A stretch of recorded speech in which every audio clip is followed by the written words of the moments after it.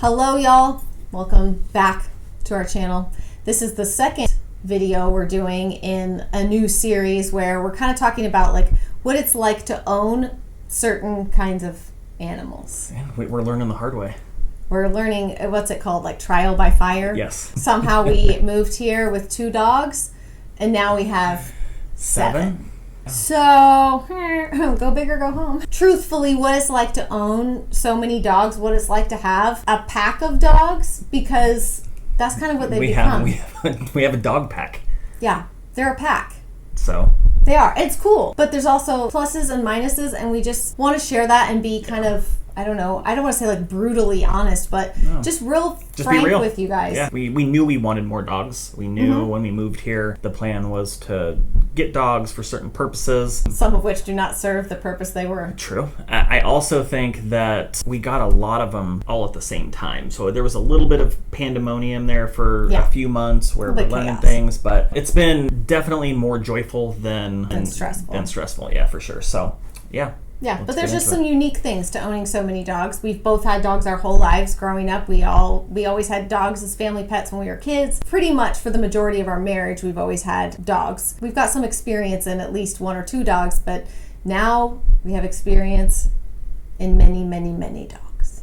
So I think one of the first things that I feel like people ask a lot is about how the dogs all get along. So let's just give a quick breakdown. Okay. All the dogs that we have. We're not going to get into a ton of breed-specific stuff in this video. We've already done a What It's Like to Own a Great Pyrenees video. I will link that down below. And we are going to do some other breed-specific videos in the future for the dogs, but also like goats, chickens, all that kind of stuff. You start us off because I'm going to put the onus on you to remember all that. We'll go in age order. Grandma Stella, all right. She was, I think... She works at the diner. Yeah. She's been smoking for 45 years.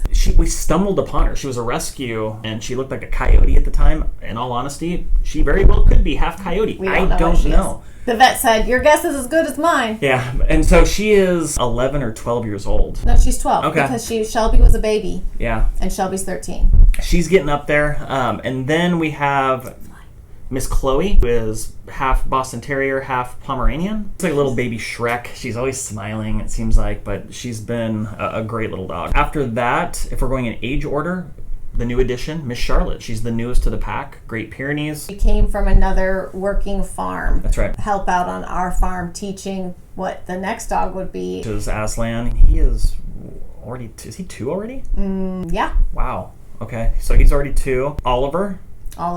He was born Christmas Day, so he's 1.5. He'll be 2 in December on Christmas Day. Oliver is a miniature Australian Shepherd. Yeah, I think he's a toy Australian Shepherd. Okay. I always get that confused, but I think he's a toy Australian Shepherd. Am I missing somebody? We have Jessie. Jessie. Oh my gosh, Miss Jessie is a golden doodle, just a little pepper pot. Jessie. She's my girl. She's my Jessie Wessie, my pudding pie, love of my life. Next, and last but not least, is Miss Darcy. She is a Boykin Spaniel. The state dog of South Carolina. Okay. She's a Boykin Spaniel. She belongs to, we should say, Oliver belongs to our 13-year-old daughter. Darcy belongs to our 15-year-old daughter. And they really do belong to them. They take care of them pretty much 100%. They absolutely have their place in the pack, but they are ultimately... they belong to those humans. So, that being said. That's all 7. A lot of people also want to, how do they all get along? Having old dogs and young dogs, big dogs and little dogs. And what I wanted to say was that we are really, really, really intentional when we've brought in a new dog about how we introduce them to each other. It's not just a free-for-all. We don't just open the door and go, ta-da, dog. We introduce them slowly. Usually, like when we brought home Charlotte, for example, she stayed outside and we brought out one dog at a time from the house to meet her and hang out. And over the course of about an hour before they were kind of all together. And that's worked for us as a way to introduce the dogs. They do their own shifting of who belongs where in the pack. Overall, they get along quite well. They do. I would say the new wrinkle for us was bringing Charlotte home as an older dog. Yeah, because she's 6. Right. That was the first time where for instance, Darcy, Aslan, Oliver, they were all puppies introduced and kind of grew up. The older dogs got a chance to get to know them and kind of establish a little bit of dominance while they were puppies. It was a new experience, I think, for everybody involved. And we're still kind of in that phase of getting her used to not only the property, but what her job is on the farm. That's the more of the takeaway message for me that I would want to impart to y'all, is that the dogs really do form their pack. They have their hierarchy. It is not an equitable society. There's a hierarchy for the dogs, and they do figure that out. And with good supervision, as they get to know each other and as they work those things out, just like with our kids, right? We don't jump into every squabble that our kids have, and we don't do it for the dogs either. We don't let them rip each other's throats out. But if somebody needs to put somebody in their place, then that's how dogs do that.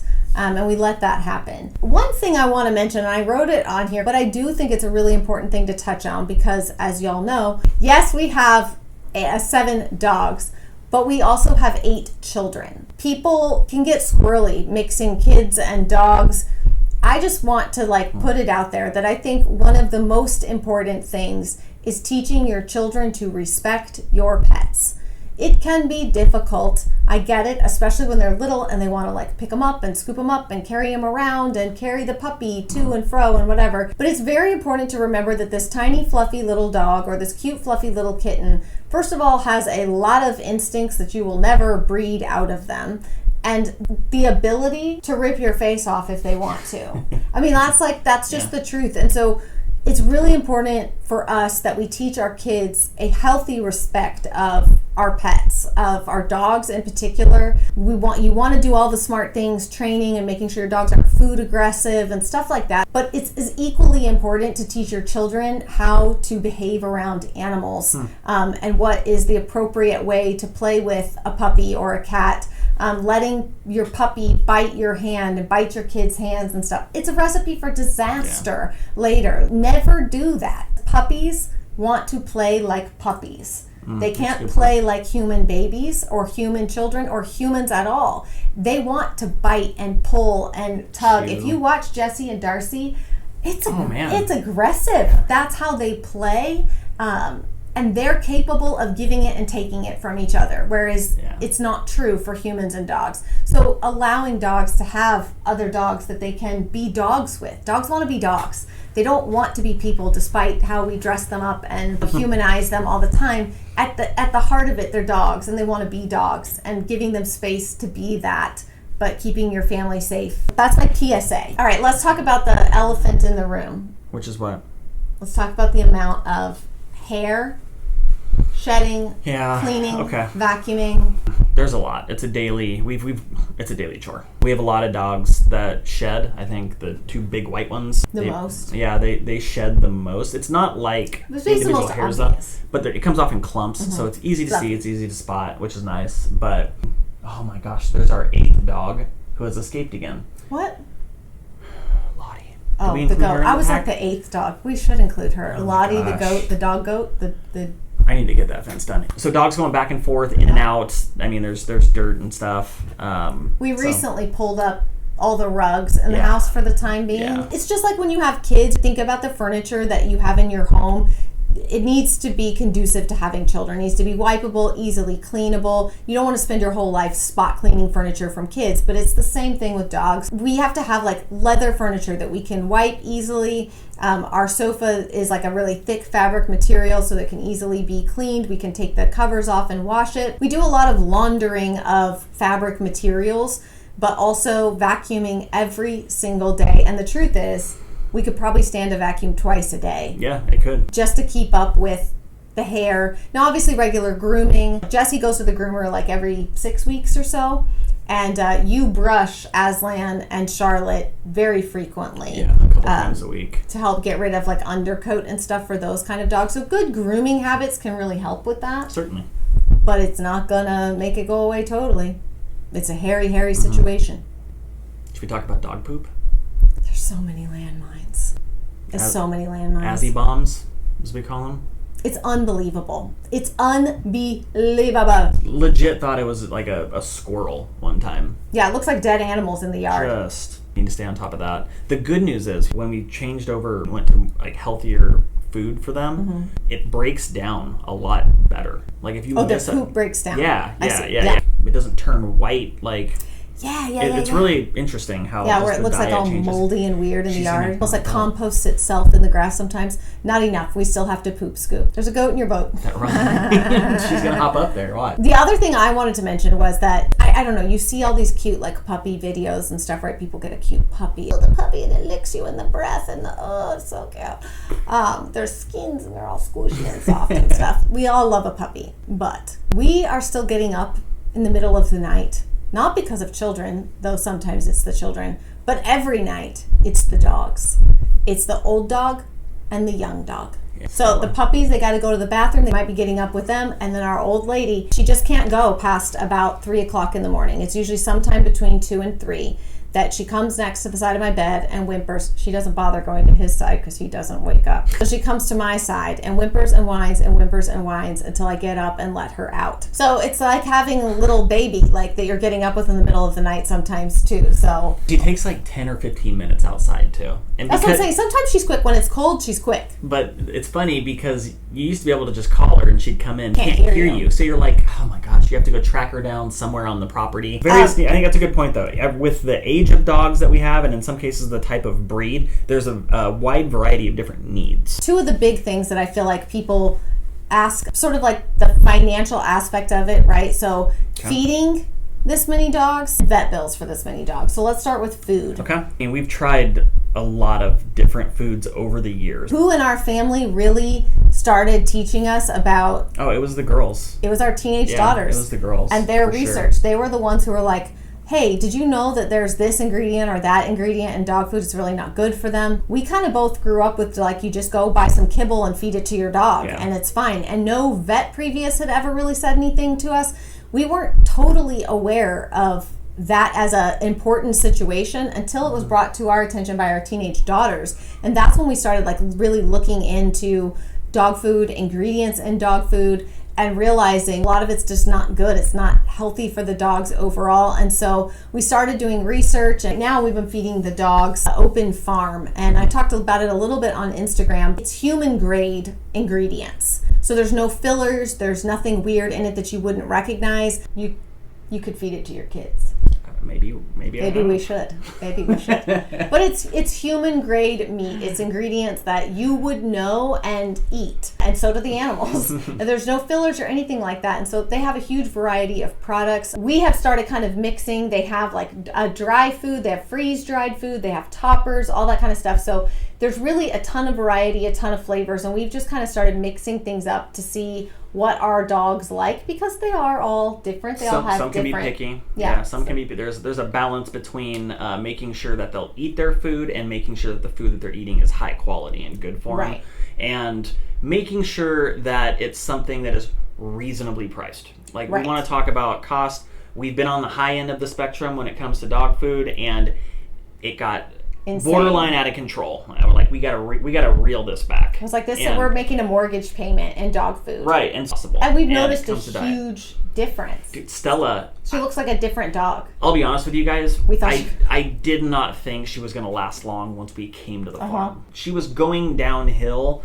I don't want to say rapidly, but it was obvious. We switched out foods, and now granted, she moves slow. Well, she's an old lady, but her fur, her coat, her teeth, like everything kind of rejuvenated, and it's like came back. We've plateaued now, which is good. Now she's just an old dog instead of an old falling apart dog. And so that sold it for me. Yeah, like that was the biggest thing. I was like, this is case in point. Yeah, it was easy to see. There was no guessing about whether or not it mattered. We could see that it mattered. It's become something that's really important because our dogs are a part of our family. We love them. We want them to live a really long time. And so we want to take good care of them. So part of that's like what we feed them. Now vet bills. Okay. This is kind of one of those things that it really depends where you live. We happen to live in a place where we can get semi-affordable vet care. We have a really good vet in town that we take some of the dogs to, but we also have a farm vet that comes out to see our other animals, that comes out to see our goats and pigs and llamas and such. And so they also do just very basic dog things while they're here. If the dogs need an updated rabies shot, they could just bring that with them. They see mostly Aslan and Charlotte. Yep. But Aslan has been to the in-town vet when he has had an injury or something like that. Maybe I should have tried to attempt to add up a year of vet bills. But I also think this year's probably not.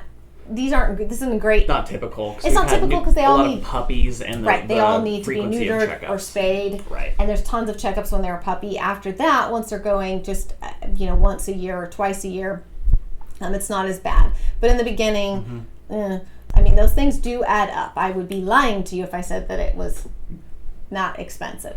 Dewormer, flea and tick stuff as well. That's another consideration. That stuff can get expensive. Lottie, she's trying to come in my office. We are filming. You've got some balls. Wow. She's like, I heard you talking about the dog pack.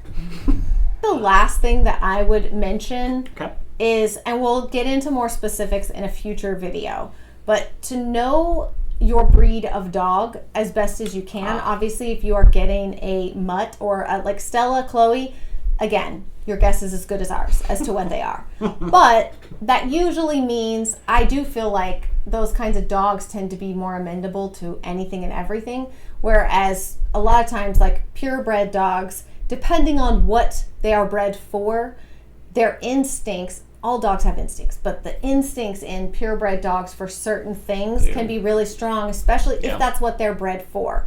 So knowing your dog breed and how they would thrive and be happiest, and seeing if your life and your family's life and lifestyle setup, all of that is conducive to what that dog wants to be happy. We probably wouldn't own 7 dogs if we didn't live on 10 acres. Yeah, that's right.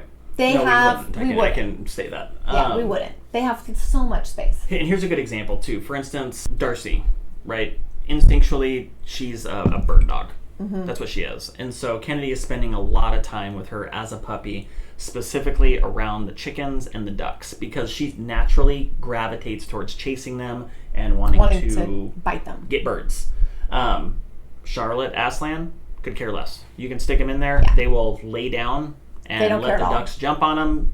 Doesn't matter. It's just, that's the difference in the breed specifically. Right. Super instinctive to go after. And so those are things that you have to be aware of and willing to work with, especially when you're bringing a new dog into the pack or onto a property, wherever you're at. The other farm animals, you gotta either train the instincts into them or out of them. We're not saying like, this is how you do it and this is how you... We've just learned that if you don't train in or out certain things, won't always happen the way that you want them to. So we don't want our spaniel to kill our ducks. So we need to train her from a very early age to not kill our ducks. That sort of thing, you know? So all in all, dog pack, I would say the joys heavily outweigh the inconveniences of having so many animals. They bring an immense amount of joy. A lot of, I don't want to say our lives are wrapped around our pets, but it kind of are. I mean, it involves a lot. We're making sure that if we go out of town, everything's under control.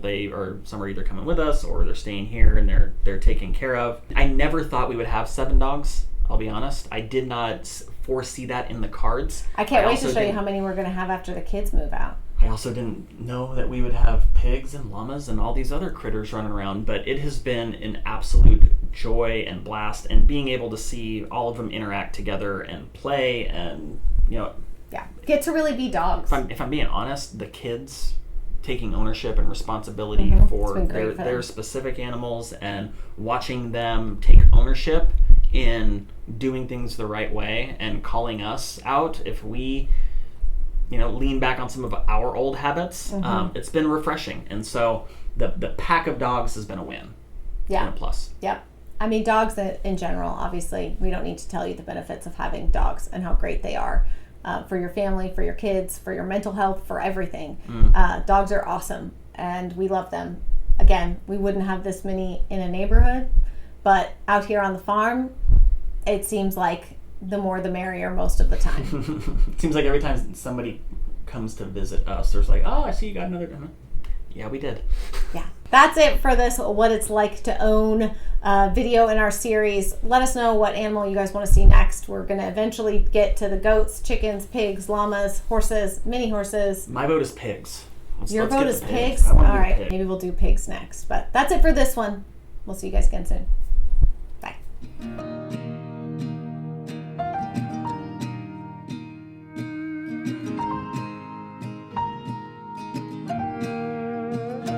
There's a bridge, and it is wide.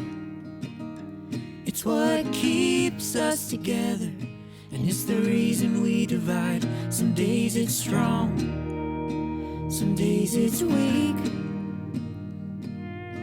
Some days it's narrow and a little out of reach.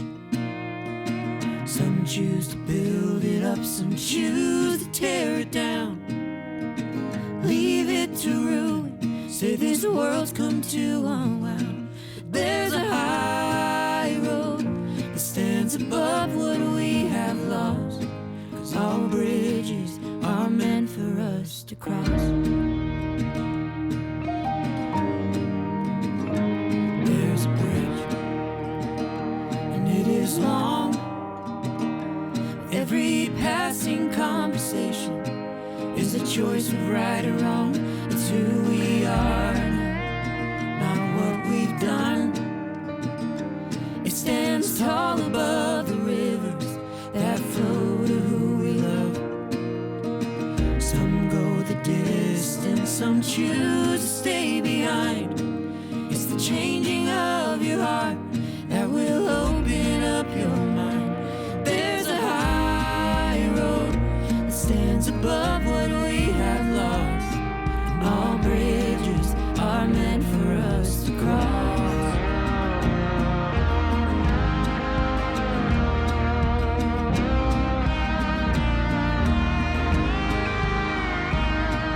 The longer that we wait, the harder it'll be tomorrow.